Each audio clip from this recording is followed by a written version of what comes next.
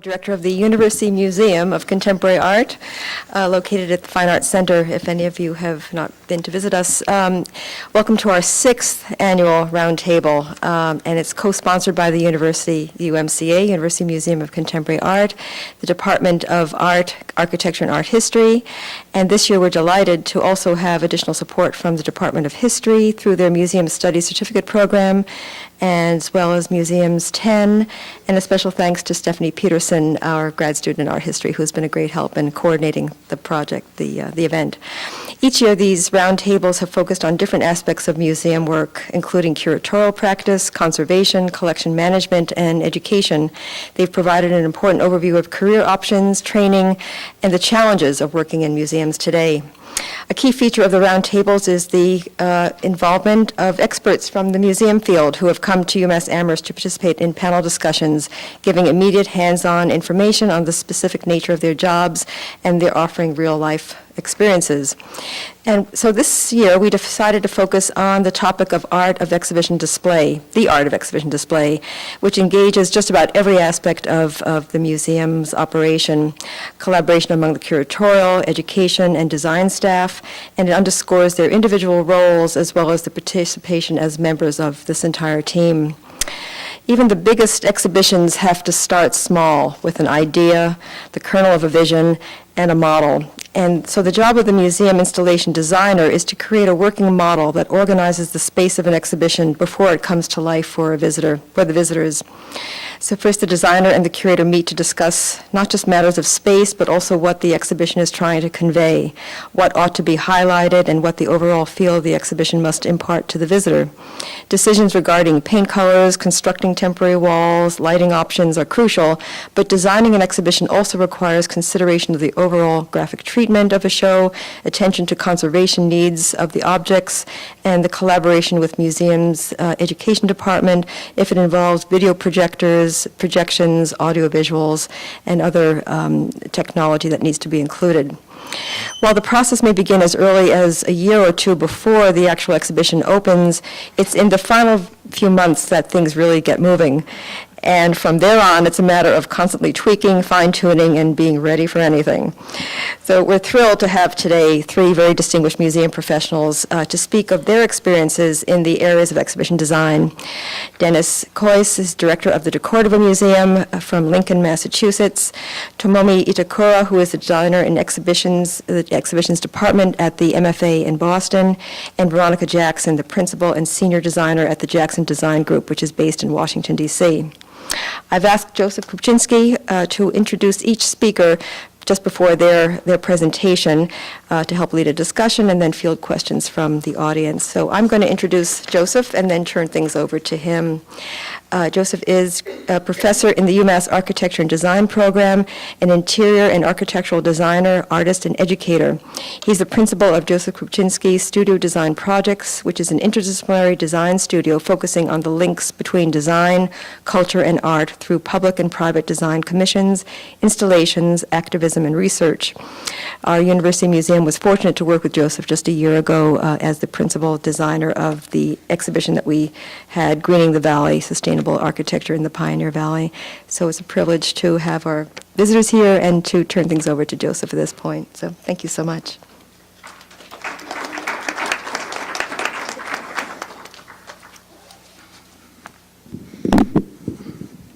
Welcome, everyone. I'd like to thank Loretta and the University Museum of Contemporary Art for inviting me to be the moderator of this really exciting panel. A recent article in the New York Times entitled "Invisible Hand in MoMA Shows" describes the role of the museum exhibition designer as a job that often goes unsung in the museum world, and particularly, if well done, unnoticed by the public. Serving as a kind of mediator between the visionary, which is the grand dreams of curators and artists about how a show could look, and the practical, how the show will fit within the walls, some of them load-bearing. The role of the exhibition design and its complexities has expanded greatly in the museum world within recent years. The exhibition designer's role is one of a double translation in which he or she translates a curated, sometimes abstract vision of how to present artworks, cultural artifacts, or a historic moment into publicly accessible narratives made up of sheetrock and spotlights. Innovative exhibition design involves collaboration among curatorial, education, and installation staff, underscoring their individual roles and their efforts as a team. And in the current highly transdisciplinary art and museum worlds, we begin to see curators as artists, designers as curators, and a complex hybrids of production and realization. The concept and organization of an exhibition can open up unusual perspectives, offering new readings of the exhibited works, enabling them to be seen in fresh and often profound ways. For example, Dutch cultural theorist May Kay discusses how the juxtaposition of artworks in museum can create meanings and connotations that would never have existed otherwise. Through this roundtable, we hope to raise questions about the practice of exhibition design and the methods used to make viewers think critically about the objects on display. Each panelist will discuss the influence of all elements of their discipline, from lighting and layout and labeling to curatorial collaboration and disciplinary challenges. So our format today is that we'll have each panelist present for about 15 to 20 minutes individually, and then I'll pose some questions and try to create a dialogue between the panelists, and then we'll conclude with questions from the audience. So I'd like to introduce our first panelist, is Tomomi Itakura, and Tomomi Itakura is a designer in the exhibitions department at the Museum of Fine Arts, Boston. She has designed and overseen over 100 object installations, galleries, and exhibitions, including Skazi, American Quartier, A New and Native Beauty, The Art and Craft of Green and Green, and Art and Empire, Treasures from the Assyria in the British Museum. She also consults for private collections. Tomomi has BAs in Theater Arts and Architecture from UC Berkeley and has a Master's in Architecture from the Harvard Graduate School of Design. She has experience designing sets for theater companies in the Bay Area, such as Word for Word and Berkeley Opera, work that would later influence her approach to exhibition design. Since graduate school, she has worked in exhibitions and publications department at the GSD, where she designed exhibitions focused on faculty and student research. At the Boston MFA, where she has worked for 5 years, Tomomi designs exhibitions that reach over 1 million visitors a year. Her current projects include Chihui, Through the Looking Glass, Degas and the Nude, and a permanent gallery installation at the MFA's jewelry collection. Preceding this, she worked on the new Art of America's Wing and its connecting galleries, where she was responsible for many elements of the 53 gallery installation, including 4 behind-the-scenes galleries, the stained glass displays, and the European Decorative Arts Gallery. Tomomi believes that designing an exhibition or gallery is like creating a stage for objects to communicate their stories with visitors. Her approach equally respects the individual character of art objects, as well as the experience of the visitors who view them. So I'd like to welcome Tomomi Itakura.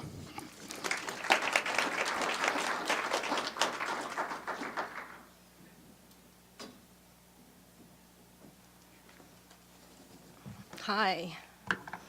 Let's see. It's probably better. Okay. So I would like to share with you today 3 very different projects that I've worked on at the MFA. And I hope it would give you a sense of the scope and breadth of my job as a designer at the MFA, because it is an institution that has a lot of different conditions and circumstances, so every project is different. So the first 2 I'm going to talk about are special exhibitions, and then I'll share with you a little bit about the new wing at the MFA. But 15 minutes is really short, so I'm going to focus on one really juicy project and then kind of tell you a little bit about 2 others. Here we go. Okay.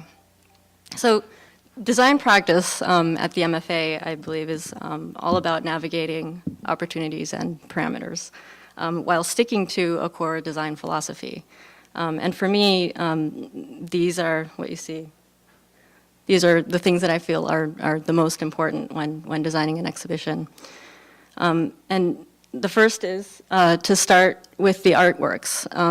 The MFA being a fine art institution, every project pretty much starts with the art. So it's my responsibility to get to know the art as well as possible, and to work with curators, to talk to them, to do research, to find out what's so important about this thing that we're going to put on display.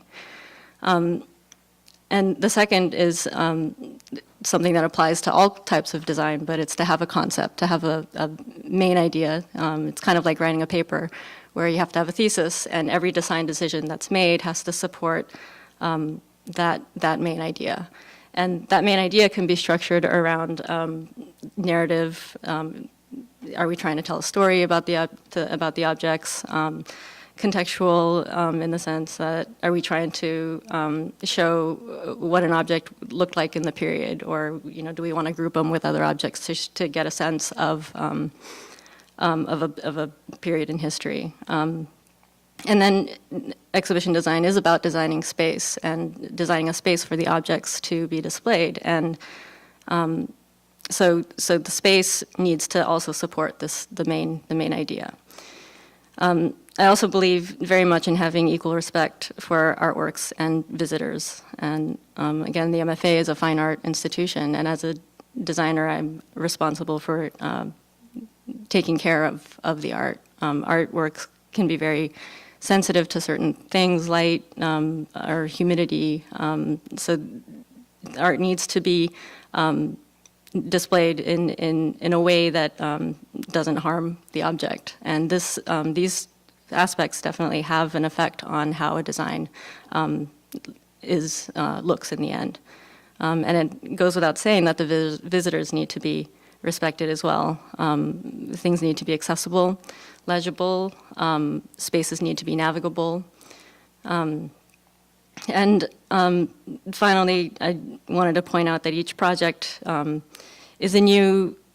offers up a new set of conditions and opportunities.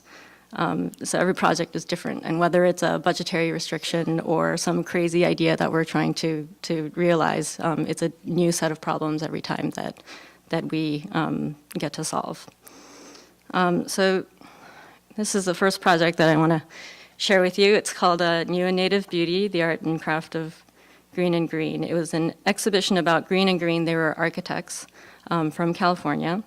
They're often called the Frank Lloyd Wright of the West. And they were known as what I would call full-service architects. So they would design buildings, but they would also design the landscape that the building was sitting in, and all interior furnishings and furniture and that sort of thing. So the exhibition was of furniture and furnishings and architectural drawings by Green and Green.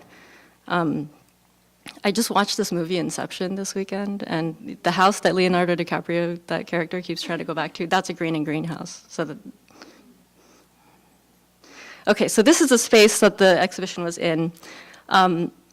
This is the Torf Gallery at the MFA. It is one of the two special exhibition spaces, and this is pretty much what I start with. As you can see, it's a very empty room with 3 columns in the middle. And this, I guess is it kind of dark? It's kind of hard to see, but this shows the gallery in a pretty empty state, so you can see, get a sense of the volume of the space. The ceiling kind of feels low, and there are these very inconveniently placed columns in the middle. And this is what I had to work with. These are the objects that we're going to go into the show. And this is kind of the way my process works, is I'll take the list of objects, I'll have little pictures of them, and in the computer I'll cut them out and scale them so that I can see them all sort of to size relative to each other, figure out groupings, and then from there sort of talk with the curator and figure out what we're going to try to tell, what kind of feeling we want to evoke in the gallery, that sort of thing.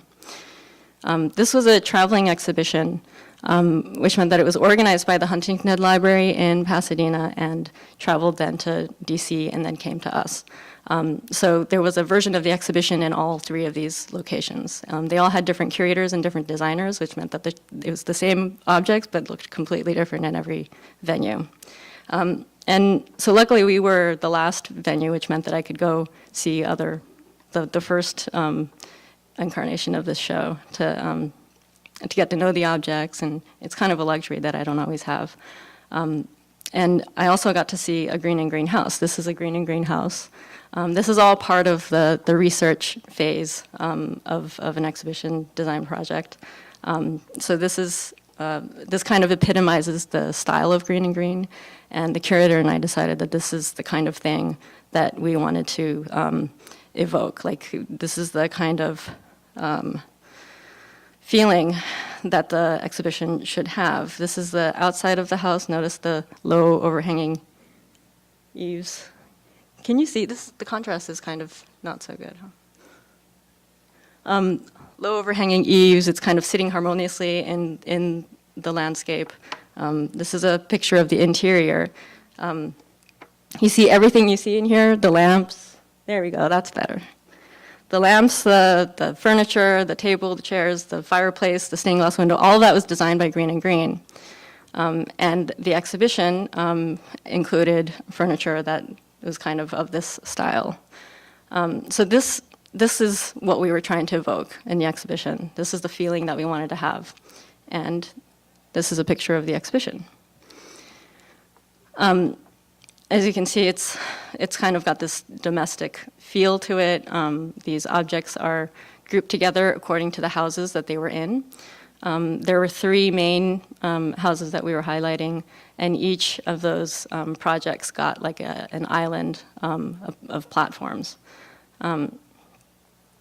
Let's see. This is a drawing of the plan drawing of the design, and this is what I used to communicate the design to my colleagues at the MFA. The MFA is we're a very lucky institution in that we have in-house carpenters and electricians and painters, and I work with the same team every time. And they basically take my set of drawings. This is just one page of maybe a 20-page set of drawings, and we turn it into the real thing. So you'll notice here one design element that I felt that I was really struck by in seeing the Green and Green house was those low overhanging eaves and the roof lines with where the planes intersect. And that's kind of expressed here with these platforms that are very thin and overlap as planes. The whole room had an open and airy feel to it. None of the walls intersected to sort of promote that flow. You could walk around the furniture and see everything in 3D. One thing that I noticed at the other venue was that a lot of the furniture, it was like they were pushed up against the wall, and that was something that we definitely didn't want to do.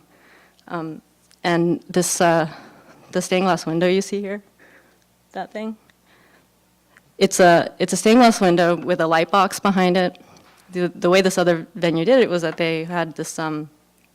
They had a box that they built around it, and it was sticking out of the wall about 8 inches. And that was definitely not going along with our idea of having a total environment that was very immersive and very evocative of an actual Green and Green house. So we put it in the wall. I designed the frame that goes around it. You can see here's the text panel. I work very closely with a graphic designer to have graphics that are very well integrated into the exhibition. And going along with this total environment concept, we had on the text panel images of the art objects in situ, so how they would have looked in the actual houses. You'll also notice this molding. This thing? That's all constructed, and it was meant to bring the height of the space down to feel more domestic and more like an interior. The material is there to sort of tie everything in together. It's a mahogany, but only for the first millimeter or so because it's mahogany plywood, but you wouldn't know that. And so everything is very deliberate. The space is completely empty before we start, and it changes for every exhibition according to what we feel like we want to tell, the story that we want to tell with this exhibition. You'll also notice that all of the light fixtures, I thought was very important to have them lit, because that's part of what the object is about. So in this gallery, we don't have power in the floor. But this was I felt was very important, so I got permission to drill into the floor and draw electricity from the room below. So we go to great lengths to really make these feel as, to be as successful as possible as installations. This is one thing that I wanted to point out here. You see this? This is a display, a vignette that was introducing this concept of arts and crafts, which is the period that they were working in. And that thing is it's a dining room panel that used to be in a house, the Green and Green house. And the important thing about it is that it has you can't see it in this slide, but there's an inscription on it. And that's the important thing about this object. Now, this is what the object actually looks like. Can't really see. This is the Huntington Library version of the exhibition. You can see this yellow outline here. That's the actual shape of the object. And it's because, once upon a time it was in this house against a wall. It was actually the wall of the dining room. But then over the years it got, like someone took it out and used it as like an exterior fence. And so it got cut up in all these different ways. And, that's interesting. That's part of the story of the object. But that's not really what we were trying to tell. In this exhibition. So I got permission to cover over it, and we masked it out, and this is what it looked like in our exhibition. And these are all very deliberate design decisions that that we make. The designer and the curator makes these decisions, and not everybody does it the same way. Okay. One last thing that I want to point out about this exhibition that was a lot of fun for us. This video that you see here, the show came with a video, and it was a video that panned around all these exteriors of Green and Green houses. And in the other venues, it was used sort of in a video section. Usually sometimes a gallery will have a didactic area, and this was shown on TV monitors sort of off to the side. But I saw this as an opportunity to really sort of drive home our concept of having a total environment and to communicate this idea that Green and Green was all about the interiors but also the exteriors. And so by projecting the video pretty large and in a place where you could see it from everywhere in the gallery, you'd be looking at furniture but also sort of seeing the exteriors of these buildings, and kind of it would turn the environment sort of into this more immersive, holistic thing. Okay. So that was an example of an exhibition where I really got to design everything from scratch, had full freedom to make these awesome environments that were very immersive and fun. And this, I wanted to share with you this project because it was a very kind of different, the parameters that were set were different. And it's an example of a situation where the rules kind of informed what the design ended up being in the end. It's an exhibition that's on view right now. It's photography from the Bank of America collection. It's it's about 100 works. It's all varied, different sizes, different artists. And the concept that the curators had was for the objects to be displayed in such a way that they would be grouped or juxtaposed so that they would have conversations. The objects would have conversations with each other. And then in turn, the idea was to provoke visitors to have conversations among themselves about the work. So conversations was the theme of the show. The caveat, the one tricky thing was that I wasn't allowed, for budgetary reasons, I wasn't allowed to do anything to the show that was in there before. And this is the show that was in there before. It's a forest of columns. It was Melendez, master of Spanish still life, European paintings show. It couldn't be any more different than what was going to go in there next. This is a plan of that exhibition. And you see the columns that are all around here that I wasn't allowed to touch. The gallery was made smaller with this wall here, and this was a drop ceiling that went all around. So the curators came to me, they said, we've worked it all out, this is what it's going to be. we're going to bridge all these walls, these columns with walls. We're going to maximize wall space. Everything fits. It's great. We're going to do it like this. But the problem is that it doesn't say conversations. It doesn't really have that. It doesn't support that concept, that main idea. And so I went back, and this is what it ended up being. This is what you see in the gallery now. I basically took the rectangle on the inside and turned it.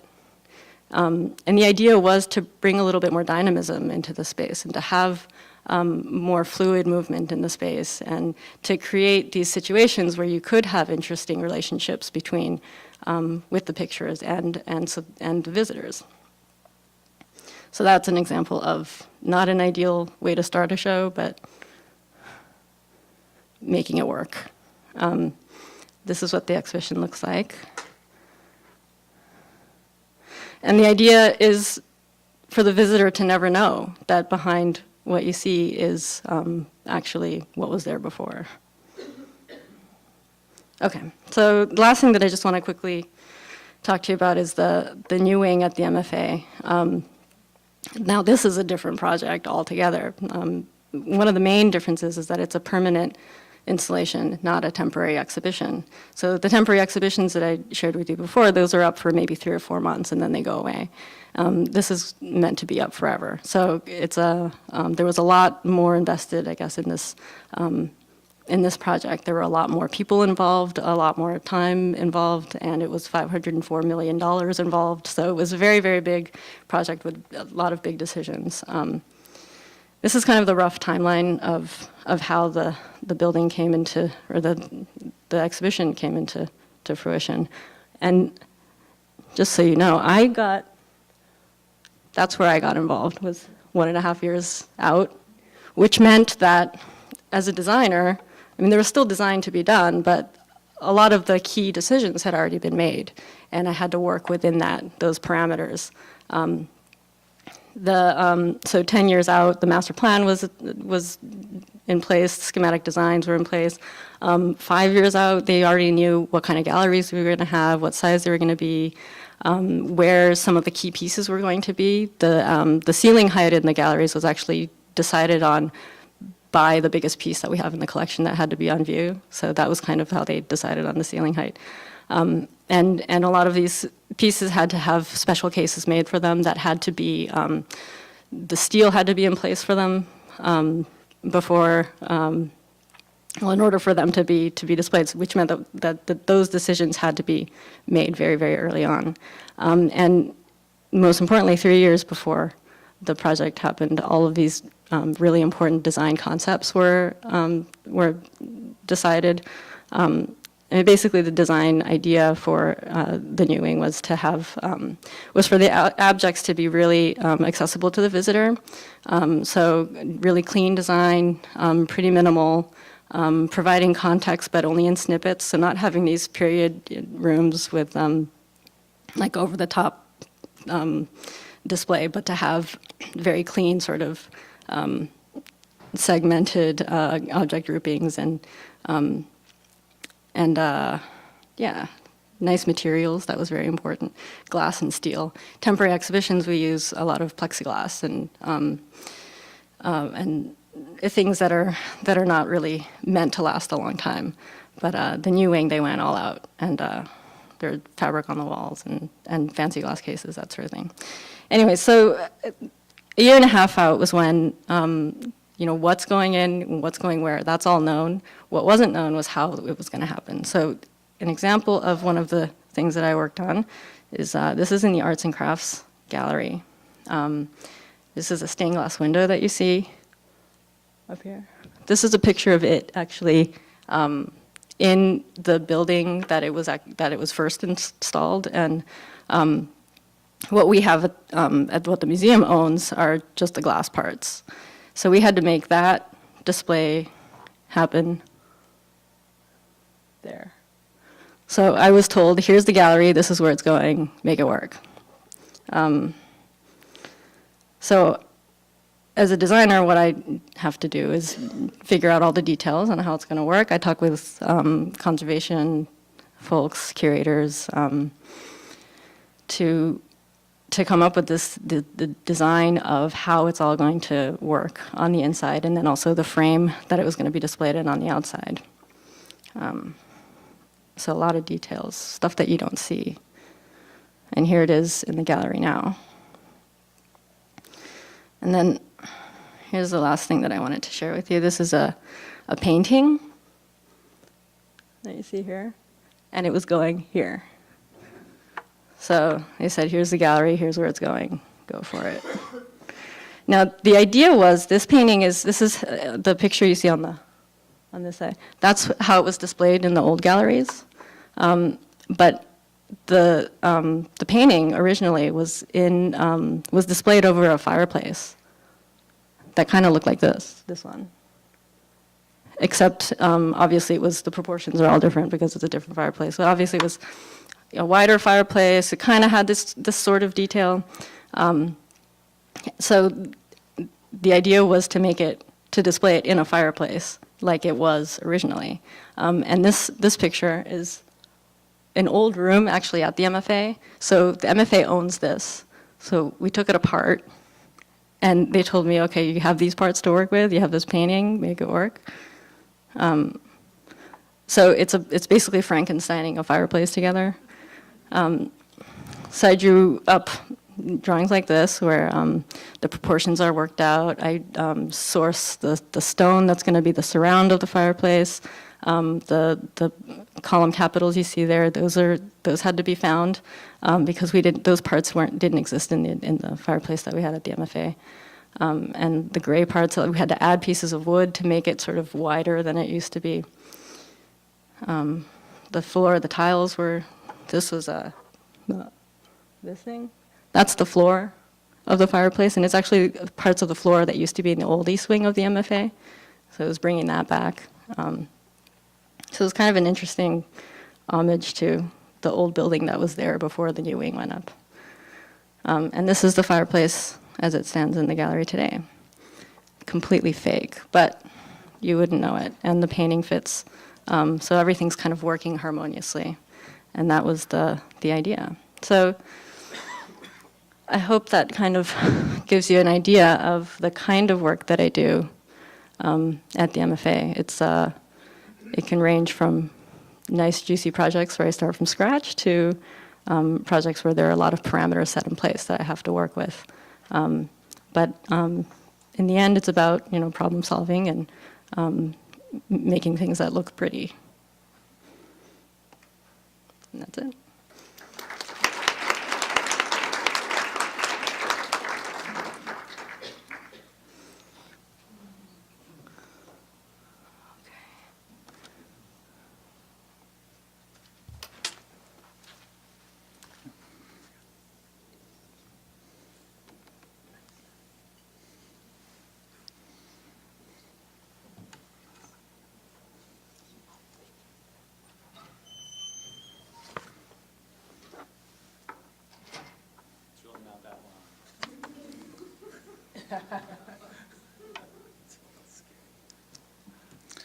Oh, well, that's opening.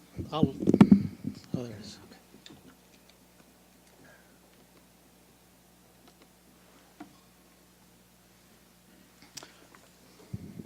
Okay, our next speaker is Dennis Coyce, is Executive Director of the De Cordova Sculpture Park and Museum outside of Boston. The De Cordova includes a museum and a 35-acre sculpture park that include works by artists as diverse as Anthony Gormley, Dorothy Daher, Ursula von Ridingvard, George Rickey, and Dan Graham. De Cordova has recently announced it has commissioned Andy Goldsworthy to create a major site-specific artwork, which will be the first public work by the artist in New England. The museum and park welcomes 120,000 visitors annually and holds a collection of 3,500 works of art, and also operates the largest non-degree granting art school in New England. Prior to joining the De Cordova, Dennis worked as executive director of the Grace Museum in Texas, chief designer and head of publications and digital media of the Smithsonian's Ferrer Gallery of Art and the Arthur M. Sackler Gallery, and assistant chief designer of the Metropolitan Museum of Art. He currently serves as a peer reviewer for the American Association of Museums Accreditation Program and is a member of the Association of Art Museum Directors. Dennis has an MA in Museum Studies from NYU, an honors BA in Museum Design from the University of Wisconsin. He attended the Getty's Museum Leadership Institute in 2004 and was an adjunct professor in the graduate program in Museum Studies at George Washington University from 2002 and 2007. Please join me in welcoming Dennis Kois.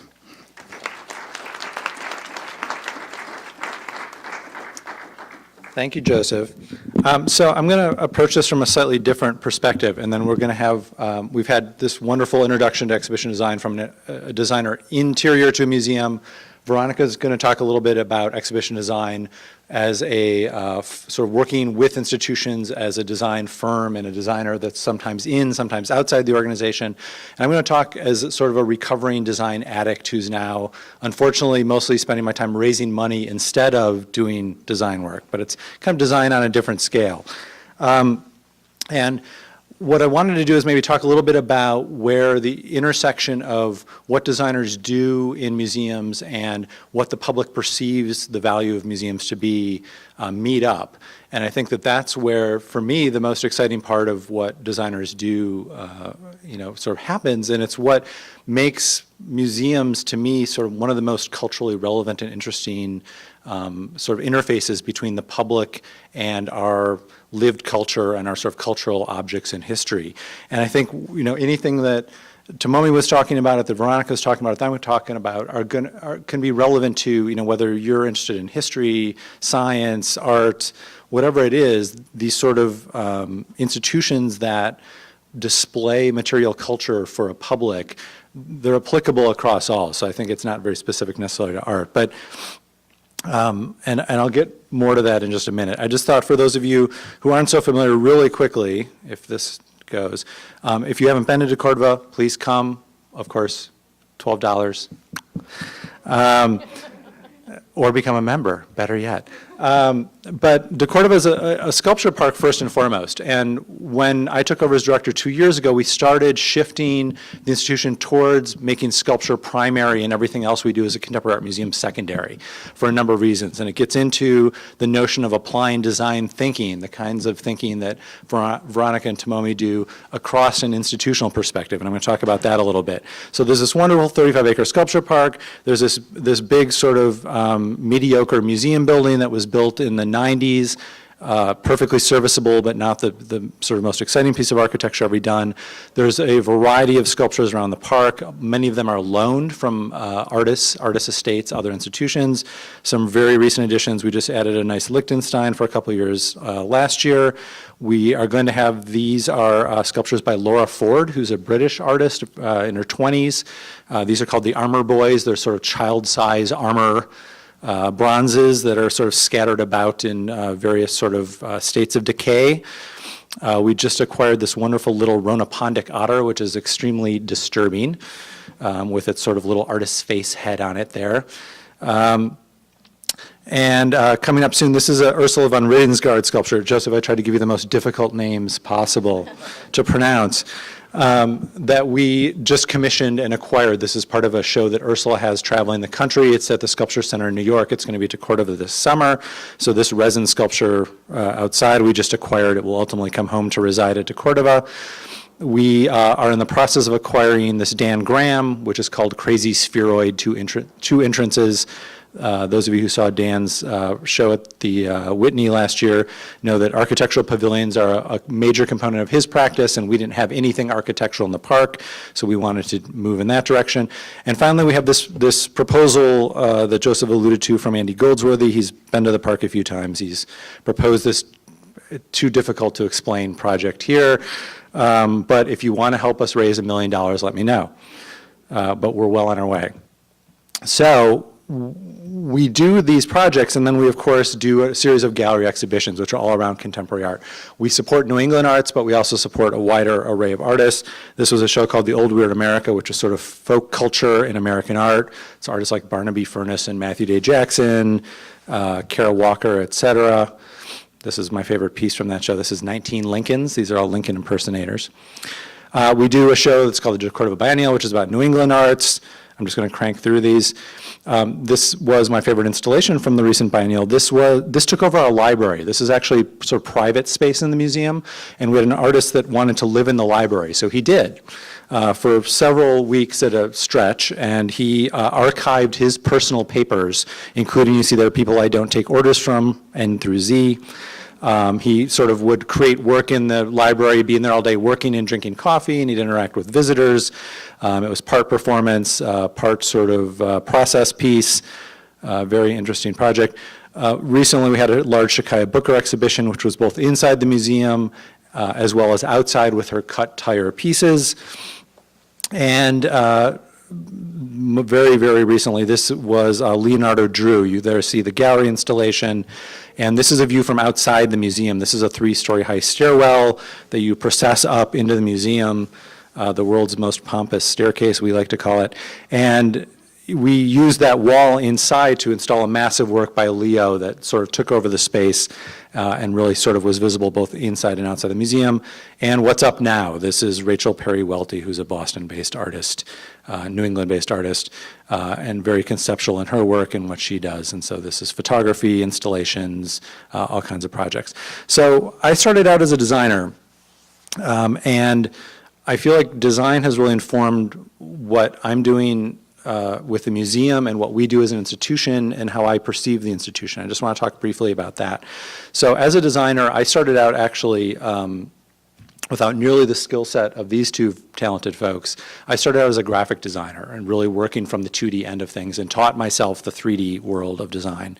And what really attracted to me about design and what I think is so attractive about it as a field is that it allows people who have short attention spans like me to get involved in the curatorial world. I don't have the demeanor to understand anything in depth. That's why I'm a museum director. I'm inherently sort of shallow on the surface, which is what museum directors are great at doing. But what it allowed me to do was sort of dive in deeply with curators on projects. Sometimes it'd be for a year, 2 years, 3 years, and learn everything there was to know about something that I was really intrigued by. So it might be Greek and Roman art one year, it might be Anselm Kiefer the next year, it might be Andy Goldsworthy's thought process the year after that. And so I became a designer because I loved art and museums, but I didn't have that sort of desire to go deep knowledge. I wanted to go broad, and that's what I think is really interesting about the field of design in museums, is the ability to sort of go broad in that sense. And for me, what was really most exciting about design was the idea of creating in visitors this sense of wonder, which I think gets really short shrift when we talk about design and museum experience. We often talk about the technicalities of it, we talk about the shows, we talk about the details of, sort of what the curators want to get across to the public and how they might be perceived, that information's received. But for me, what works and when shows really work, and many of you I'm sure have experienced this, is when you are in a gallery, when you're in an art space or when you're in a history museum, whatever it is, and you get that sense of wonder. You feel like you've been opened up to experiencing the objects, the ideas, the sort of background that you're sort of being delivered in a completely different way. And I think that there's this component of successful exhibition design in particular that has to cross over into that notion of wonder. You have to sort of get people past all the stress they bring and the issues of how you act in a museum and how people are expected to interact with art objects and all the rules that museums come with for visitors. And get them to a place where they sort of have that, it's a cliche, but that light bulb go off, that aha moment, where they feel really excited by something. They've come away with something that's altered their worldview or altered their perception of what they're seeing out there. So when I was at the Met, we did a number of projects, and I'm, again, going to not go in depth into these in any way, but one of them was the redesign of the Greek and Roman galleries, which you see here. And I was the co-designer for this, which was done now, oh God, it's probably 8 years ago now, which is sad for me because I'm feeling really old. But these galleries were part of the museum's sort of core structure. They were beautiful spaces that had sort of over the years been clamped down through bad design, bad installation, bad decisions, into spaces that were extremely not conducive to experiencing art or having that sort of sense of wonder with these objects that are, I mean, truly part of our shared cultural history as humans. I mean, it transcends culture at that point. And so we work to redesign these galleries, but do it with a very light touch, because as Tomomi, got across before, when you're doing galleries that are permanent, they're forever. And so you don't want to design your parents' avocado green fridge that's going to feel dated 10 years from now. So you're trying to use a palette, you're trying to use architecture, you're trying to use aesthetics that are timeless to the extent that you can. And this is the more recently opened Belfer Courtyard, which is also part of the Greek and Roman galleries. And to get to the notion of the kind of timeline Tomomi worked on. So this was opened in 2003-ish, 2004. And that was when we were installing it. This was just opened about a year and a half, 2 years ago. I was working on both of those projects 15 years ago, 10, 15 years ago. So the timeline for a lot of these projects is huge, and you're trying to design something that will last in perpetuity and have that sort of notion of permanence. Other shows, the special exhibitions that were done, those of you who visited the Sackler at the Smithsonian, it's the world's worst space for art. Would you agree, Veronica? Yes, yeah. It's an underground gallery complex. There is no light, there are no windows.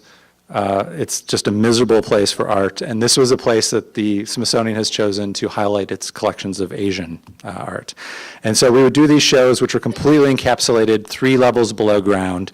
But I think when they were done well, they started to sort of open up and get that idea across that you're experiencing something very different. And in the case of, this was a Noguchi ceramic show, the whole notion of what a designer does is to take chaos, sort of overlay a heuristic, sort of your own core knowledge base that you think a certain logic might apply here, and then try and systematize that almost like an algorithm so that it can be built by people who you don't want to have any imagination. You just want to build exactly the way you designed it, because all designers are control freaks at heart.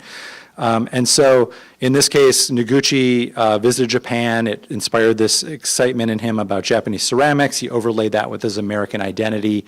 So we designed an exhibit that sort of evoked both these ideas by overlaying 2 grids, like his American identity and his Japanese identity, that were at odds with each other, and using some materials that were a little different than you would typically see in a Smithsonian museum, cork being foremost among them. And then this is a slightly different show in the exact same space. So the exact same entrance we just saw for Noguchi. This was Style and Status. This was Turkish kaftans. And it's a little difficult to see, but there are some processing horsemen on that white-on-white panel. It's very minimalistic to try and get some punch from those kaftans once they're inside there. And they're beautiful, beautiful, beautiful textiles. Had never really been shown outside of Turkey before. These are all from the Topkapi Palace in Istanbul, if you have visited there. And using, very severe dark colors, sort of dramatic lighting, and fairly contemporary, seating and floor coverings and things to try and sort of have everything fade back and just have these glorious textiles be what you focused on. Those were the little, you would wrap your headdress around those, you pin it to the top of your head in case you're wondering.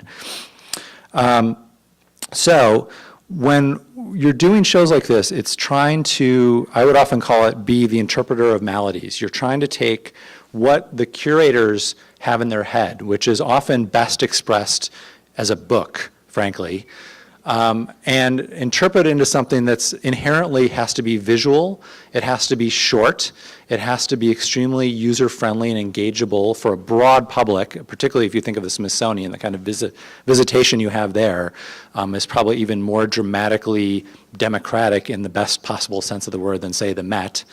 And interpret this content into a project that will engage on all these levels, but still hew truly to the scholarship, the curator's vision, respect the artwork, And those are really difficult and often competing goals. And there's this inherent tension between how organizations and museums see their role in society and often how the designers are asked to design and interpret work and what museums do for the public.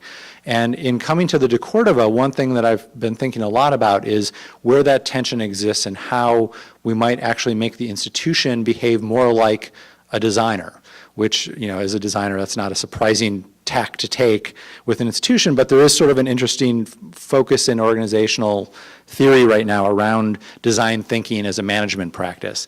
And so we've sort of taken off on that, and we're starting to move the institution in this very specific direction based on that. And so, in a broader sense, we are thinking about the organization as if it's a design project. So we're trying to do things like prototype rapidly and quickly, different ideas. We're trying to fail early and often because we think that will get us to better ultimate success in an institutional sense. So we're doing things like launching ideas, trying collaborations out, working with other institutions, organizing projects in a very sort of iterative process that we are willing to admit to our board is sometimes going to blow up or fail, and they seem okay with that so far. If they're not, I might be here looking for a job soon. But and then trying to sort of systematize those, test them, and then get them to some greater sort of explicative status where we can then sort of systematize them and lock them in for the institution's future. And so in doing this, there's this great tension that exists. Institutions are all about convergent thinking. They're about sort of coming, sort of getting rid of the outline data, converging on a core idea that's possibly usually the safest idea, and trying to deduce or induce essentially a conclusion around any given program, idea, exhibition, whatever it may be. Designers are all about divergent thinking. They're all about trying to open up possibilities, find new reasons. A designer is going to take a bell curve of data and they're going to look at the outline data and say, oh, that could be really interesting. What could I learn from that? They're going to ignore that rich data in the middle, for better or worse. And so they're really using abductive logic, which is the notion that you're focusing on those outliers to try and find something that's truly new. And the tension that exists in institutions, and in museums in particular, and in art institutions, is that we're so resource poor often that we gravitate to the safest thing because it's much easier to sort of iteratively build on past success than it is to try and do something entirely new and take that risk that we might fail. And so we're trying to use this sort of, design thinking to push us to try things that are truly new as an art institution. And so that's led to a whole host of ideas. We've launched the first preschool in the US that's embedded in an art institution, in a contemporary art museum. So we have 4 and 5-year-olds running around the sculpture park 5 days a week licking sculpture, it turns out. Not good for your health or the sculpture, frankly.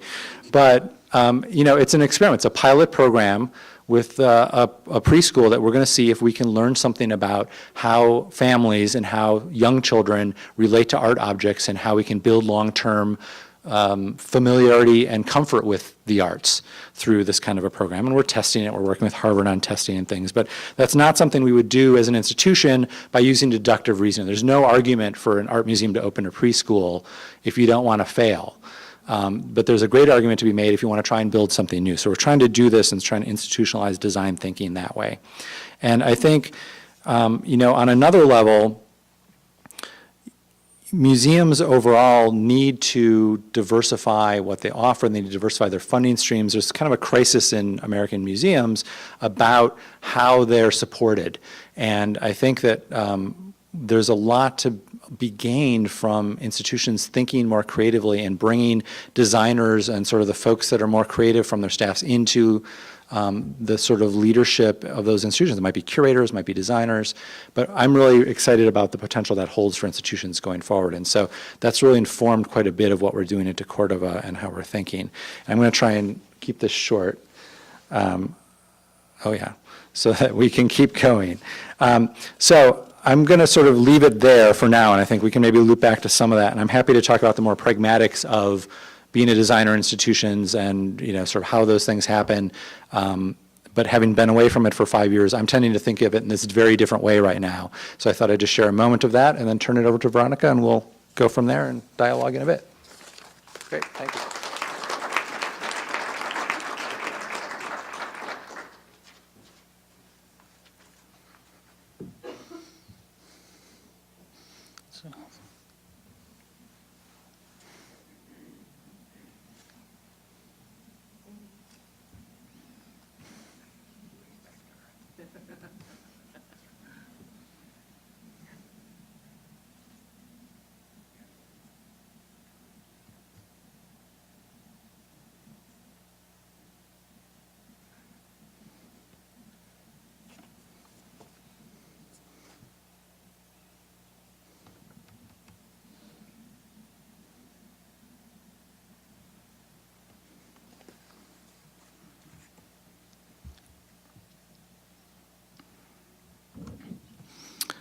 Okay, thank you, Dennis. That was a really interesting presentation. And our last speaker today is Veronica Jackson. And Veronica is a principal and senior exhibition designer at the Jackson Design Group. And Ms. Jackson has worked as a creative exhibit designer, interpretive story planner, and interior architectural designer for the past 25 years, primarily working on culturally and historically relevant projects.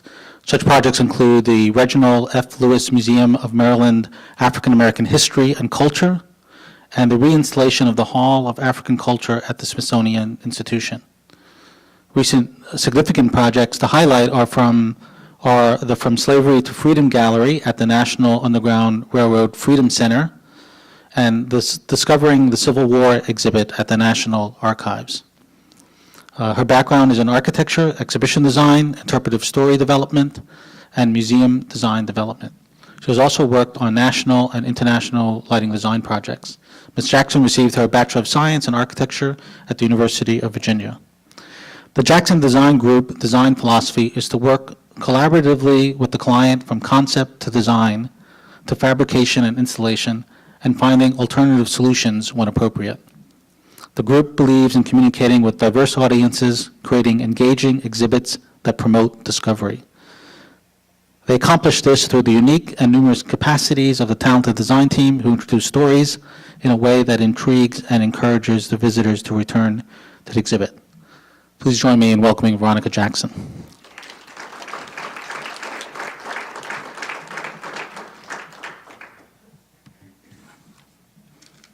Thank you. Good afternoon, everyone. How's everyone doing out there? Great. That looks a little light, doesn't it? Okay. Okay. I want to start off by saying thank you to Loretta for inviting me and my panelists to speak. This is a really great opportunity. When she approached me with this, and this whole concept of the art of exhibit design in the New York Times article is talking about basically if you're good at your job, you go unnoticed. I emailed her back and said, this profession definitely keeps my ego in check. But at the same time, you know, just like life is a balance, exhibit design is a balance, like keeping the ego in check, but also it's important to have the ego to do significant design and make significant design moves, as Tomomi spoke about. So it's good to have the ego in check, but sometimes you got to bring it forth to make sure that you are communicating well to the public. And I also want to go off what Dennis was saying about the idea of recovering. You know, I consider myself a recovering architect. I graduated from architecture school and still had the architecture hat on for 10 years of my career. It wasn't until I learned to turn that off to realize to become a better interpretive designer. So I always joke with architects, because I team with architects a lot on projects, that I'm a recovering architect. And because they just think I'm like an interior decorator, so, you know, gotta keep them in check too. Talk about egos, but that's another story. Okay, so as everyone said, exhibit design, we're talking about exhibit design, we're talking about the art of exhibit design. And for me, the art of exhibit design is communication. It's very interesting how my design has definitely matured, or it works, it flows how I flow in my life, in my maturity. And about 5 or 6 years ago, light bulb went off. It's like, it's about communication. It really is how we communicate to the public. That is the piece of exhibit design that is so important. How we work with curators, how we work with directors, how we work with administrators in the museum setting to communicate a story to the public, because at the end of the day, the public is paramount. I consider myself a cultural anthropologist, so I like telling stories. So a lot of my projects are cultural museums and history museums. So I also have several mantras. One of them is tell them what you're going to tell them again. So tell them what you're going to tell them. What I'm going to talk about in my project is, it's a process kind of slideshow that we're doing here. And it's a process of how I communicate to the public via exhibit design as a three-dimensional interpretive planner. We'll walk through the projects, and then we'll just sum it all up again about communication. Communication is about communication. So how we communicate, the beauty of the bubble plan. I think you can plan your life around a bubble plan, or using a bubble plan to plan your life. And bubble plans are very important for me, for setting out a project, because as Tomomi said, it's organizing chaos. It really is. It's what we're doing when we're dealing with projects. Curators have great, grand, beautiful designs, and a lot of times it's way larger than the exhibit experience. So how we communicate to the public is how we organize that information to be able to be interpreted and shown to the public. So this is the African Voices exhibit at the Smithsonian's Natural History Museum. This is a project I worked on many, many years ago. And talking about like organizing chaos, I think the biggest, most important role that I had in this project was to help the curators take the 20,000 square foot of exhibit content that they had to fit in the 6,500 square feet of space that we had to put it in. And so organizing that chaos really meant, how do we interpret the story? How do we layer the story so that it is not too confusing and too chaotic to the public? So this is a finished product of the exhibit experience. This is somewhat, well, this is the floor plan. And how we got to that floor plan was, that's the bubble plan. So that's working backwards. So let's see if we can, that was the floor plan of everything laid out, but we started here. And basically the concept of trying to tell the history and culture of the African continent in 6,500 square feet so that everyone can relate to it. Okay, how do you do that? You talk about things that are familiar to people. So everybody on the face of the planet, because it's not just for African-based people, it's for everybody. So everybody on the face of the planet can relate to one of these 4 galleries. Life, how do you live? How do you work? How do you make money? Whether you deal with religion, diversity. So we picked topics that people could relate to. If not all 4, that's fine, but at least one, to make that familiar. And then the connecting tissue for all of that was a history moment, because we're starting from Africa as the birthplace of humanities from the dawn of time to present day, which at that point was the election of Nelson Mandela as the president of South Africa. So this is what we came up with, not overnight. It took a process to get there. But basically, the concept of looking at how do you layer stories. The history story was dotted along this path with 10 moments, or history moments is what we call them. And they are the tallest elements in the exhibit. So as a way to organize the exhibit, as you walk down that path, you could hit every one of these moments that talked about a certain particular time in history. So if you wanted to do just the history path, you got the concept of the breadth and the depth of the African continent by going to these paths. The great thing about the history moments is they also helped organize the space. So wherever you were in the galleries, you could always see these things. They were the tallest things in the galleries. You could always know how to get back to that history path, which I call like the yellow brick road. And it was this place that you could always go back to gain knowledge and progress in your story. So this is an image of looking at just how much information, layered information, was in this exhibit.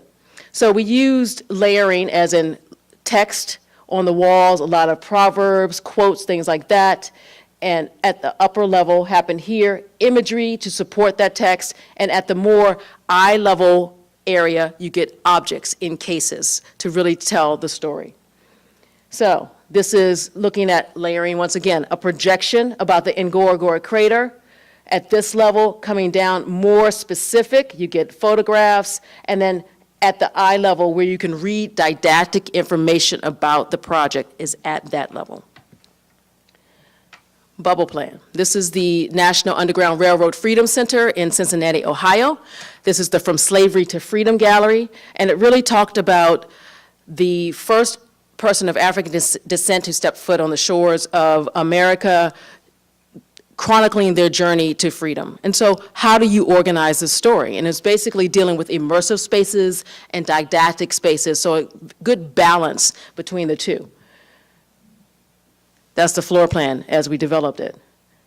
sketches to show how things could possibly look. So using tools for communication, not only to the public, but this is for our clients, and so that they can understand what we're thinking, how we communicate these tools to the clients. This is the entry of the gallery, looking at, colors, using imagery to evoke an emotion. And then this is one of the areas in the gallery. This is the middle passage zone, and you can see from that drawing, that's the drawing of it. This is the final product.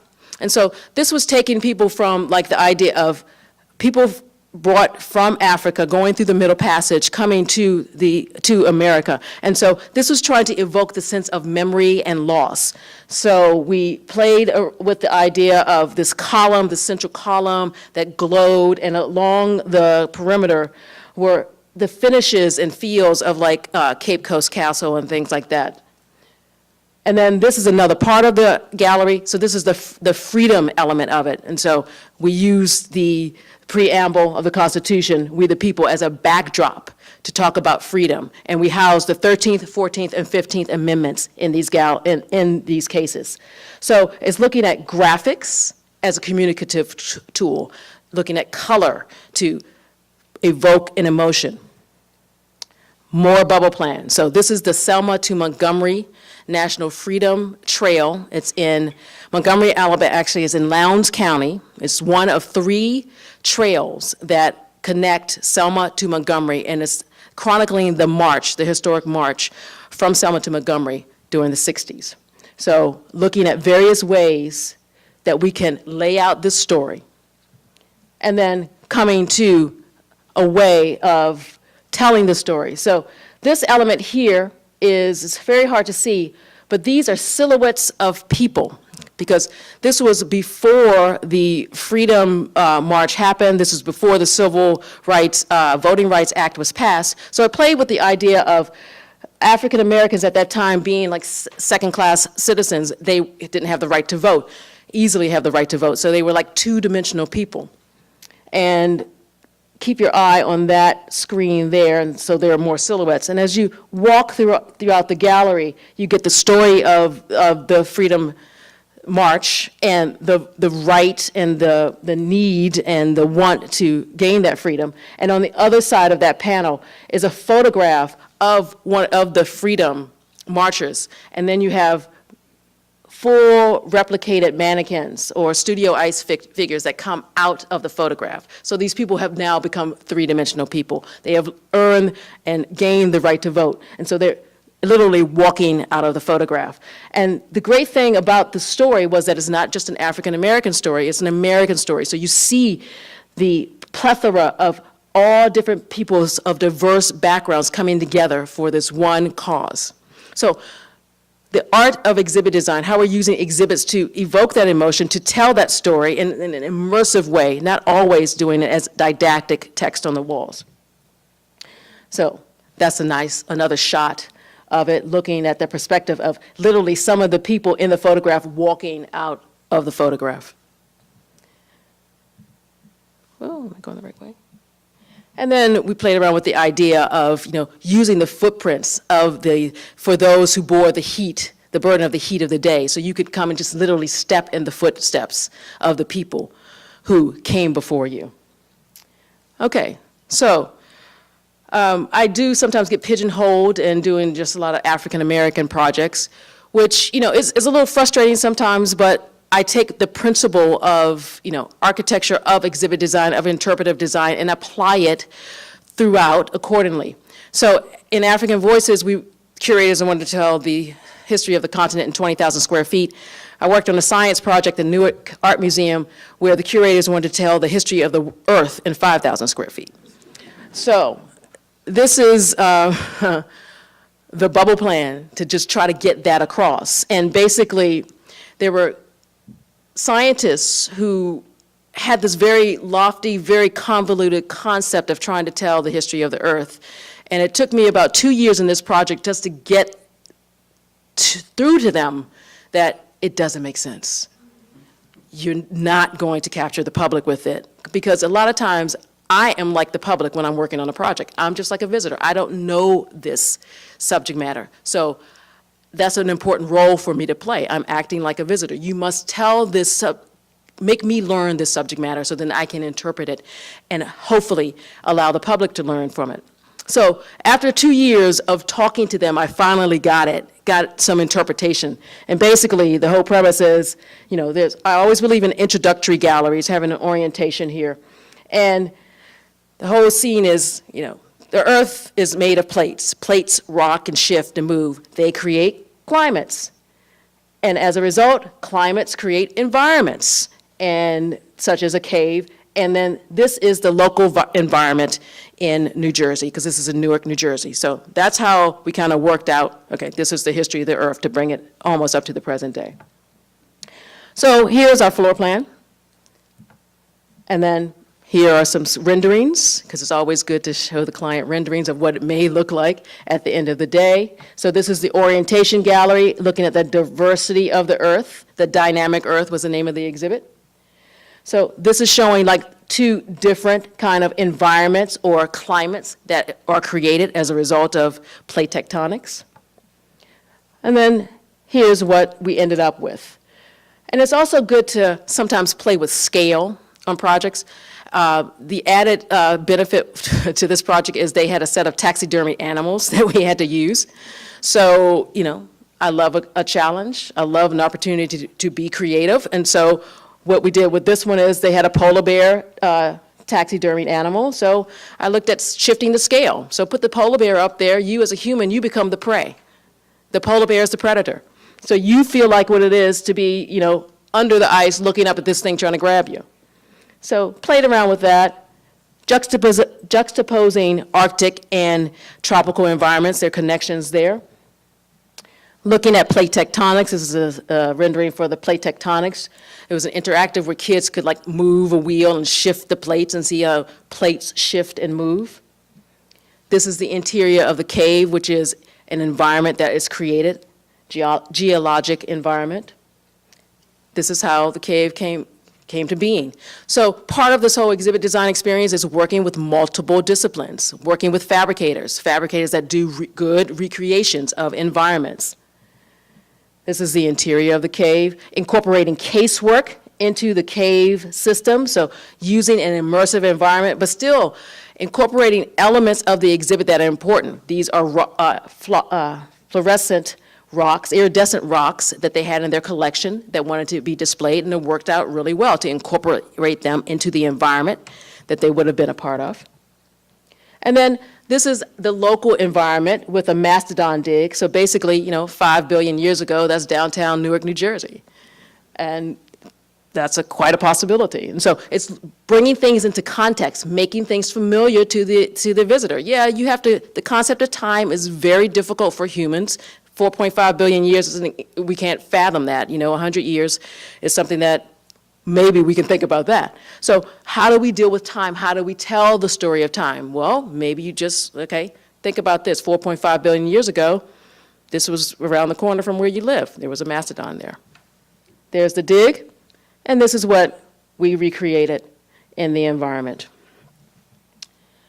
So you get the concept of the bubble plan and how we start and how we work out our projects. This is the Discovering the Civil War exhibit that is at the National Archives.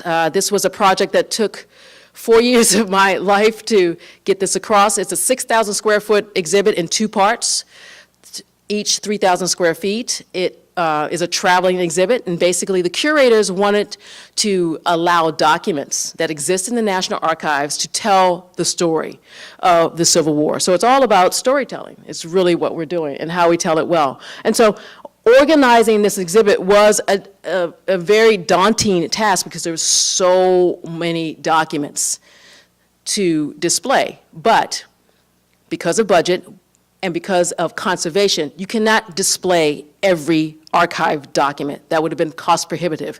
So we used that ability or that guide, that restriction of lack of money, because sometimes not having money is a better way to be than having too much money. Because when you have too much money in a project, you don't really be creative. for me. But when you don't have enough money, you think of creative ways to get to problem solve.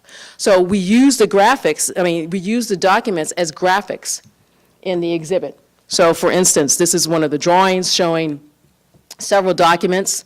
And what part of the exhibit was to show that photographs are documents, audio recordings are documents. So it's also thinking about what documents are in NARA, National Archives holdings. So looking at the drummer boy, this is the Mendota, which is evidence of integrated military, Navy, way before Truman officially integrated the Navy. So this is in the 1800s, this is the Civil War. And so looking at African American and Caucasian American soldiers, Navy men serving at the same time. And then we used the documents as background graphics, blowing them up large. So we wanted to bring the Civil War up to the present day. This is not like your granddaddy's Civil War. This is something that is new, that is hip, that is fun, because we wanted to intrigue people to come into the exhibit experience. So this is just an example of the work that is involved in bringing an exhibit together. How do you document graphics? How do you document things for a fabricator to build? It's very important. This is part of the exhibit using Facebook as an interface for talking about finding leaders and their connections, because Grant and Lee, they were friends. They all went to West Point together. So using modern day social media networking as a way to tell the exhibit story. So that's another option for using Facebook technology. And then having fun sometimes with the text, like frenemies. This story was about a Confederate and Union soldier who basically, they fought together about some dispute during the Civil War. This was also after the war was over, but these two had bonded together to fight over this, to fight against whatever institution was going on. And so I use the term frenemies because that's exactly what they were. Unfortunately, the curators didn't like that much, so it didn't make it to the exhibit. They liked it, but they didn't want to have it exhibited. So anyway, so this is what we ended up with. The image of the Mendota, the drummer boy piece, actual recreation of the documents at the size that they were used. So looking at documents to help us tell the story, documents have a life. So using documents as graphics here, and all the didactic information happened on text rails. So it all happened at a certain level. You always knew where to go to find that didactic information. There's a story about substitute books, or substitute books. You could buy a substitute to serve for you in the Civil War. And there's documentation of the substitutes. Lincoln had a substitute. It was amazing. And so using the documents as graphics, bold colors, bringing it up to modern day. This is about finding leaders. This is a series of resignation letters that a lot of the men who graduated from West Point, who left the Union and went to the Confederate. And these are all their resignation letters. So how we use graphics to help us tell the story, how we use our content to be fun in a different way. And then this is the global war. Who knew the Civil War was global? But it was. And so trying to evoke the sense of the global war by using a map of, it was Japan and Hawaii, and so using a map of the South Pacific all along the face of that case. And this is all stained wood with a graphic printed right on it. So other exhibit design techniques and communication tools. So I'll just go quickly through these. This is the Museum of Jewish Heritage in Battery Park City. I had alluded to orientation. I believe it's always, that's to tell them what you're going to tell them. And in a lot of museums, it's very key to have an orientation film. And just videos are just the way that most of us, or film is the way that most of us get our information. TV is a huge media. We are visual learners. We get a lot of things through video. And so using video as a technique, as a tool, like maybe a 3 to 7 minute film to set up, to tee up what your exhibit experience is. So this is in the Museum of Jewish Heritage. It's the orientation film that everyone has to go through in order to start their journey. So the Museum of Jewish Heritage in Battery Park City is a 3-floored building about Jewish heritage. So it's about the world before the Holocaust and the world after. And so each floor tells those stories. So I use colors to help evoke that sense of those different environments. So this is the world before, using sepia tones and things like that to give that sense of the time period that we're talking about. So you get all these beautiful objects and images. You make it very personal. And this is the Holocaust level. So you can see a shift in tone, hopefully, a lot of grays, cold colors. So to give that sense of what we're talking about on this floor. It's another area of the Holocaust floor. And then upstairs is the world after. And you shift the color, maybe light, this is the first time that daylight comes into the entire building. So using color as a technique to flip the script, to change how you're flowing through a space. This is the American Presidency exhibit at the American History Museum in DC. And so I show this slide to show how we deal with casework and how do you encase things and how simplistic elements can help bring an artifact to life. This is George Washington's uniform. And this case is a very simple jewel box. And instead of something just very straight up and down, I canted the case up a little bit to make it seem like more of a jewel box, but once again, using color to set the tone. This is the same exhibit. This is the assassinations area. So you can look at how these grays, these somber tones, same cases, but they look a little different because we shifted maybe the buildups that are in them. It's hard to see that, but shifting the color and layout and how we get the story across. This is the White House gallery. So using the architecture molding of the White House to make abstracted kind of immersive environments. And then all the elements of the White House in display. And so this brings us to the most recent project. I have an exhibit that opens actually tonight. It's at the Frederick Visitor Center in Frederick County, Maryland. And so these final slides are that project. That was a 3-year project. And what was interesting about this project is it's about a 3,500 square feet visitor center that basically they came to us and said, we want more than a visitor center. We want some interpretation. We want people to know about Frederick. So we put a museum hat on this, so it's more than just picking up brochures, although there are 5 million brochures in this place.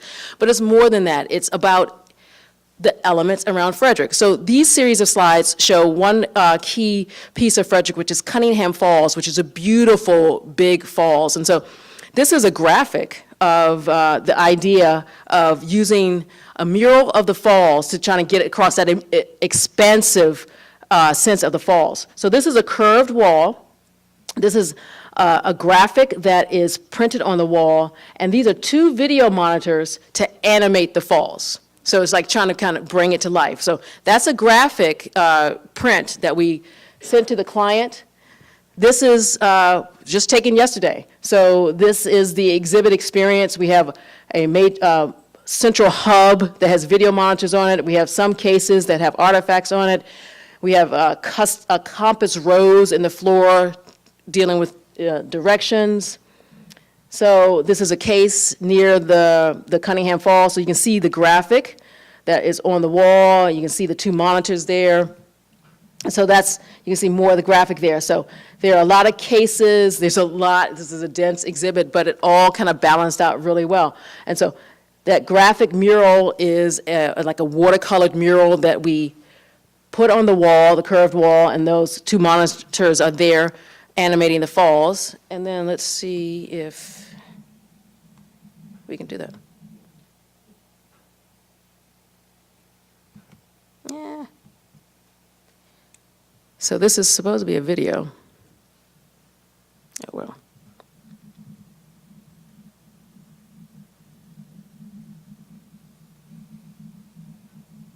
Technology.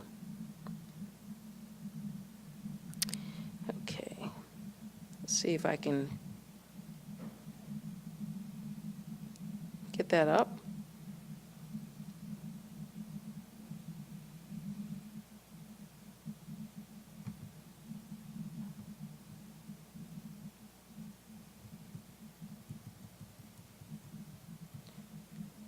We'll try one more time for the video, but I'm sure you understand where I was going with that.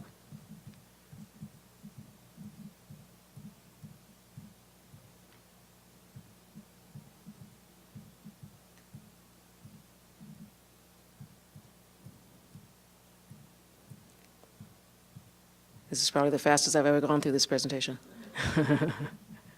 Okay, so if not, okay, anyway. So unfortunately, it's not working, but there's a video embedded, and of course, it worked on my laptop last night. Anyway, so these two monitors, the falls start to move, so you get to see the rushing of the falls and the water coming down. So that is basically my version of the art of exhibit design.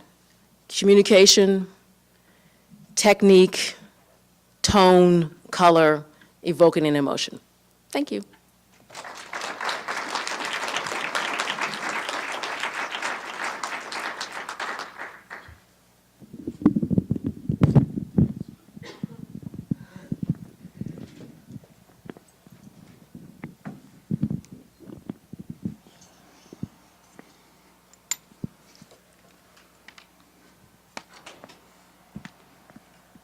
Okay, well, I think maybe we could go straight to questions from the audience, if that's okay with the panelists, and then, since, I'm not sure how long do we have? Is there a time? Okay, great. Well, maybe we could get the lights turned on, that would be great, since we can, and, are there any questions out there? Well, that's okay. Why don't you, someone can come up, so you can, why don't you stand up and you can use this so everyone can hear you. Thanks so much. Hi, thanks all of you for coming today. That was really wonderful. I'm an architecture student at one of the neighboring colleges. I'm a second semester senior, and I think I'd like to be an exhibition designer. What do I do now?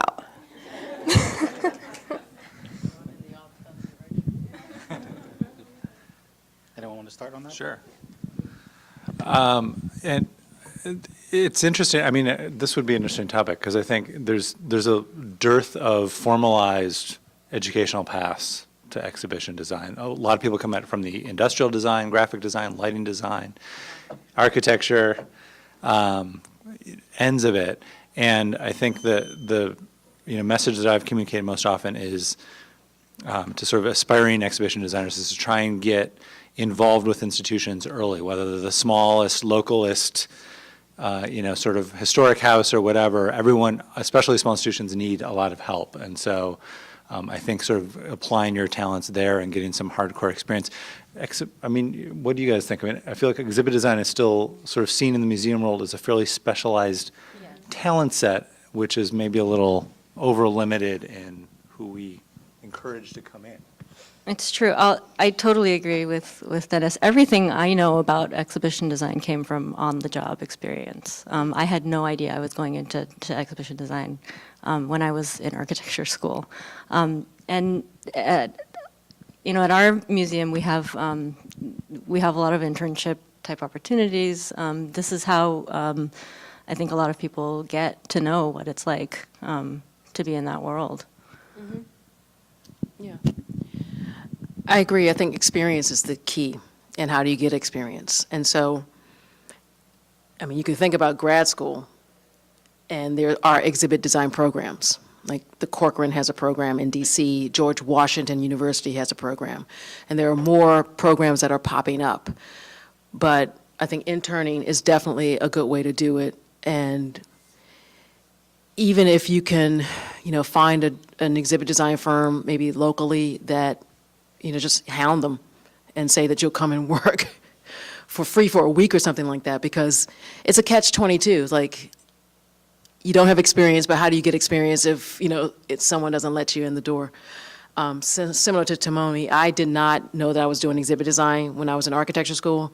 And the only reason why I fell into exhibit design is because when I came out of architecture school, there were no architecture jobs, and I worked for a lighting design firm that also did exhibit design. And so that's how I got in the door.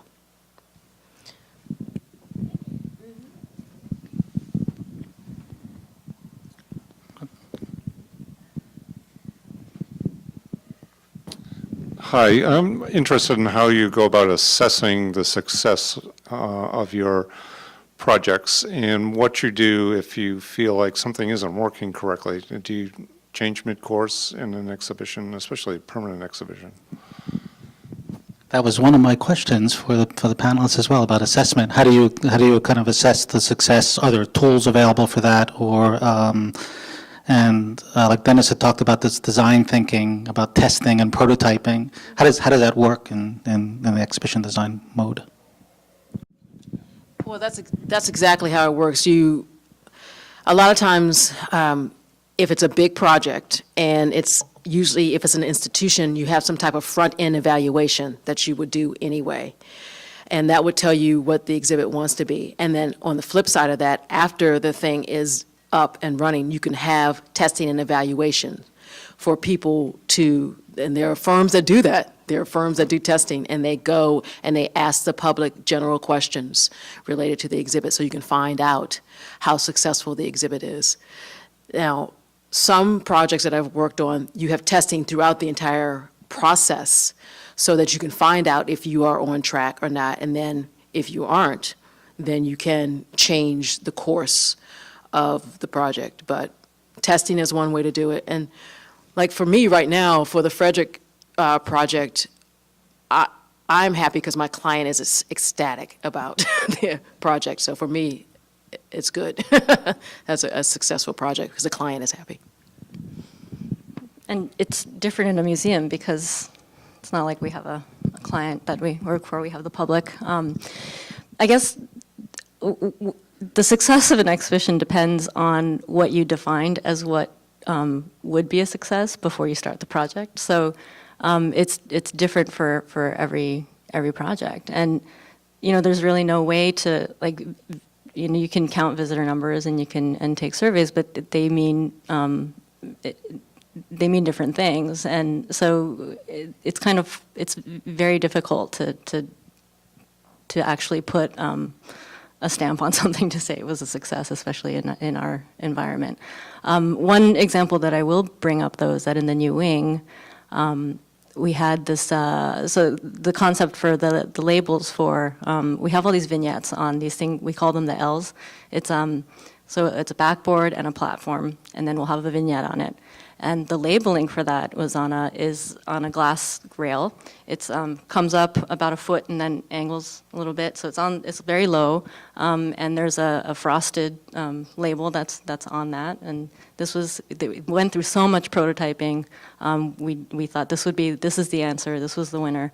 And it turns out it doesn't really work very well. So they're all being removed. And how do you know it doesn't work really well? People can't read the labels. I think one thing is that there is a legibility issue with a lot of visitors that can't that aren't able to as easily. And also what I found, because I used the label rails in the European Decorative Arts Gallery, which is a connecting gallery to the New Wing, so it had a similar aesthetic to the design in the New Wing. And what it did is because there's this frosted label that goes all the way across, it cuts off the legs of the furniture, and that became a problem. So now the labels are on the wall. I think it's better, but sometimes it takes going that far to figure out what the right solution is. Trial and error. Any other questions?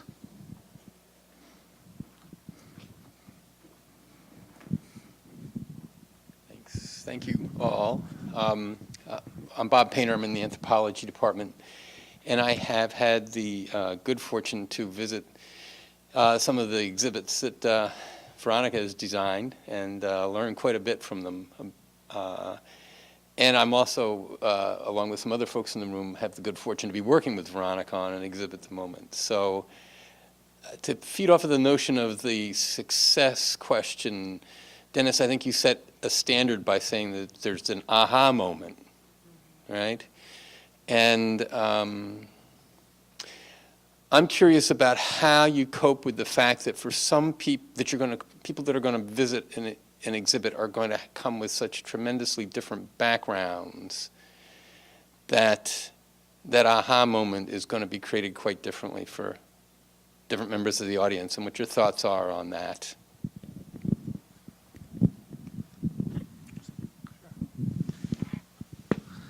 I think it's a great question. There's a sort of limitation that you run up against, which is, you can't ultimately get there for everyone. And particularly when you're talking about certain kinds of content, I think it's even tougher to get there. I mean, sort of fraught content, either socially or contextually. Contemporary art is often difficult content because it's sort of unfamiliar. And all you can do, I think, is try and provide as many useful points of entry for visitors with different learning styles. So we often talk about different sort of modal learning styles. There's folks that are visual, there's folks that are textual, there are folks that are auditory, and you're trying to, even on that very basic level, provide points of entry. But then provide, I think Veronica's example was great with, the idea that everyone could connect to these sort of 4 core components of the exhibit theme and get in there. But ultimately, you're not going to get there with everyone. It's tough to get to an aha moment with Greek statuary. I mean, frankly, I think, but you'll get some people there, and that's the challenge. But you guys have thoughts on this? Just a quick comment. I think a lot of times what we try to do is we design in layers so that there's going to be the kind of visitor who's going to walk in, look around, and then walk out. And so you have to have something for them. And then you have the visitor who's going to want to see things more in depth, and so the information is available for them if they want it. So that's kind of one of the techniques, I guess.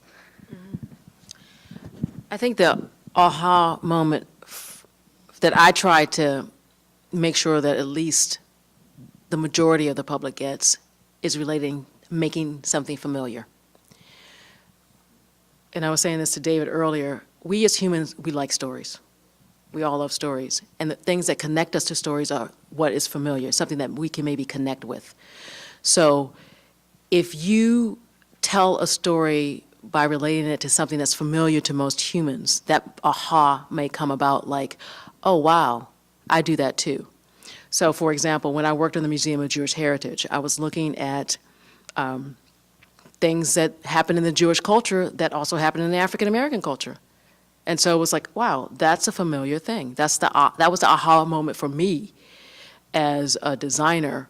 And so that made me say, okay, well, let's look at how we can put these things, several other things, in a familiar context that other people may have the same experience. So regarding like Greek statuary, if you put it in a context of, wow, that toga, what, right, or it was it's at a length that, that covers his knees. Wow, I have bad knees too. So if that's a bad example, but it's like putting things in context that people can relate to. Okay, I understand the reason why this is like this, actually.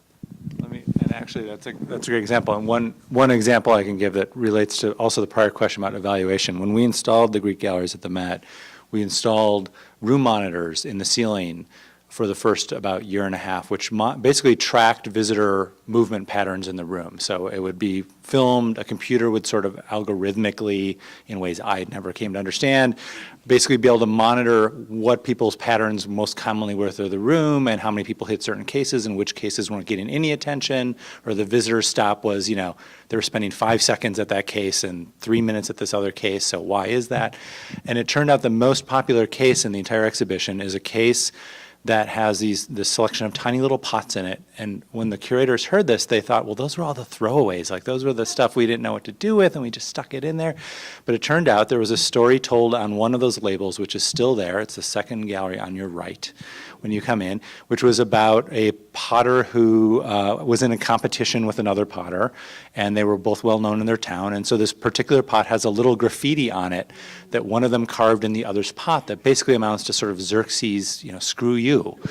And the story is told on the label, and that has just become sort of a touch point for almost every visitor that becomes a regular visitor to those galleries. People love that. I mean, you could take off the master work in that gallery off view and you'd get a little complaint, but if you took that little tiny graffiti pot off, the ladies of the Met would rise up in protest.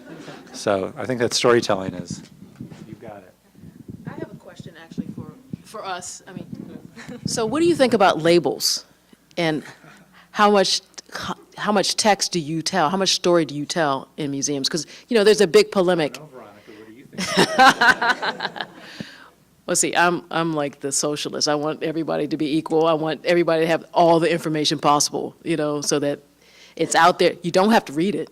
You can ignore it.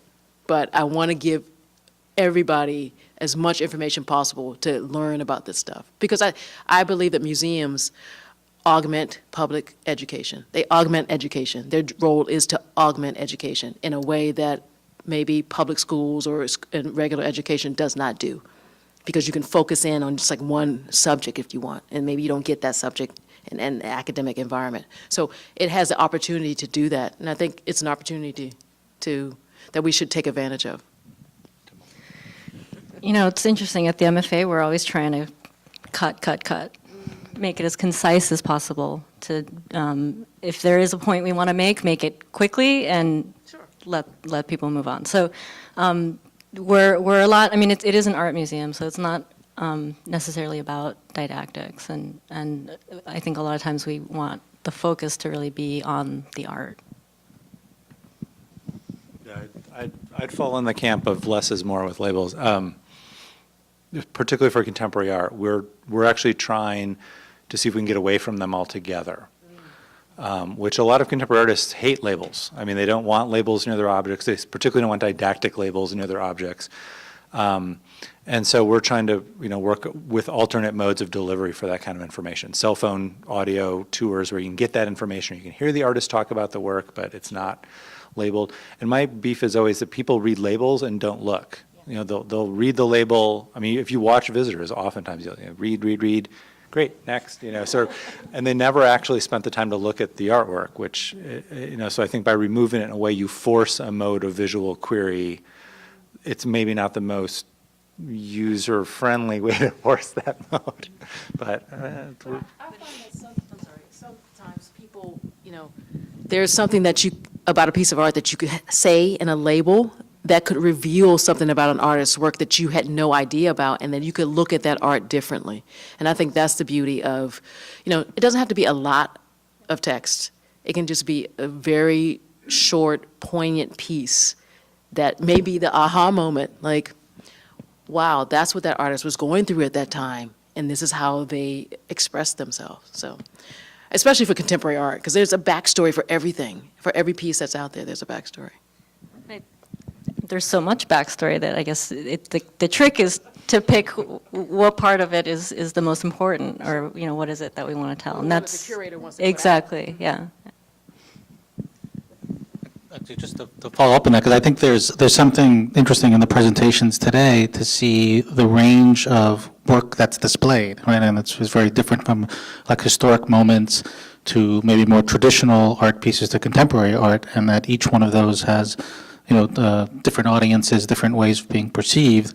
And I was wondering, are there, in your design thinking about each of those types of objects that are displayed, does design thinking change in response to display for a historic moment, display for a traditional art piece, display for contemporary art? Absolutely. The principle of design stays the same, which means that the art is paramount.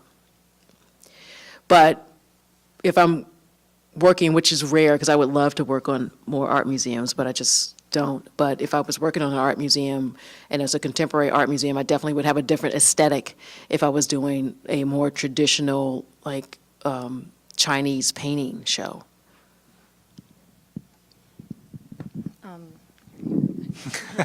Pass on that. You put your finger on it. I think it does change. It has to change with each of those.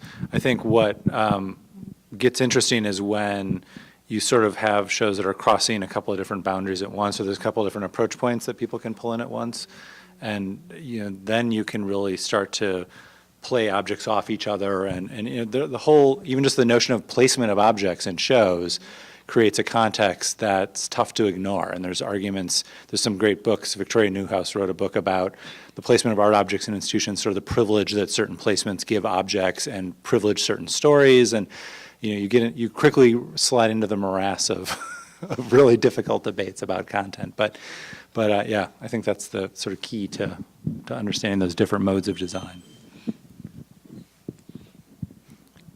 Okay, maybe we'll do another, can you come up here? Is that- Thank you. So my question is, if museums and exhibits are augmenting education, how are y'all doing? Because I know that that's often been an issue of who's going to museums. I know the MFA costs a lot of money, and there's free nights and there's free things, but there's a lot of resource going into this. And just so how do you all think each of the kind of venues you're traveling in are working to really speak to and bring in and be welcoming to?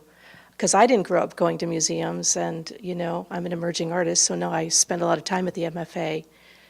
So how you doing?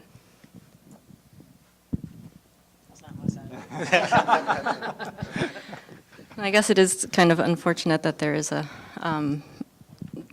it can be expensive to go to museums. But the MFA, sort of speaking generally over the last few years, is doing a lot of exhibitions that are accessible to a wider audience. For instance, right now we're installing a Dale Chihuly exhibition. I don't know if everybody knows who Dale Chihuly is, but he's a glass artist. It's an interesting choice because not everybody would call it fine art, but it's definitely art, and it's definitely something that's going to bring in people to the museum, and then they'll go see other things too. So it's ways to bring people into the door, having shows that are accessible. There was a Ralph Lauren cars show. There was a guitar show that the museum did. There was a fashion show that the museum did. So these are kind of traditionally not thought of as museum exhibitions, but the MFA has been doing these things more. There are a lot of school programs that are available for school groups, and I don't know, there's a very big education department that's conscious of how we are as a museum dealing with this with that sort of thing. I would just add from our perspective on the accessibility component, it's a big debate in the museum field, and it's a big debate. I think it's come to the fore in the last 2 years because of the economy again. I think it sort of disappeared when everyone, the go-go 90s and early 2000s, everyone was happy to charge $20 and pay it. But it's come to the fore, and a lot of museums are making the shift back. In fact, de Cordova, we're experimenting this summer with free. And we're going to try being free during the week, Tuesday through Friday from July 4th to Labor Day, which, for an institution that normally charges $12 a person, is a bit scary on a monetized side, but it's really exciting on the sort of accessibility side. Will it change our visitors' experience? Will it change their perception of the institution, of the art they see? If you lower those barriers to access, what does that mean to visitors? Unfortunately, this is, I have to get on my podium for a minute though and say, this is a country with minimal public support for the arts and culture. And, the national budget for the NEA and IMLS in this country is, sort of a 30th of the British, equivalent for a population that's, hugely, bigger. And without that kind of support, there is no way to run effective cultural institutions without charging something. And the question is, how much can you get donors to pay for, and how much are you asking the public to pay for? And, on my world, I'd love to have my donors pay for all of it and be free. And, we'll see if this experiment pans out and if I can get people to step up to do that. So you've asked the right question. It's a big debate. The MFA is absolutely private. There's no public support for the MFA, so it's kind of inevitable that they would have to charge money. But one thing that I wanted to point out is that at the MFA it used to be that you pay a general admission and then you would pay another for another ticket to go into special exhibitions, and that's recently been eliminated. So it's one ticket that gets you into every part of the museum. So I think that's another tactic that the museum is trying to get more people to come and see more art. I have no opinion. So I think we'll end here. I know there may be some questions, and feel free to kind of come up and talk to the panelists and ask some questions. I want to thank all the panelists for coming today, and thank you all for being here. And have a pleasant evening.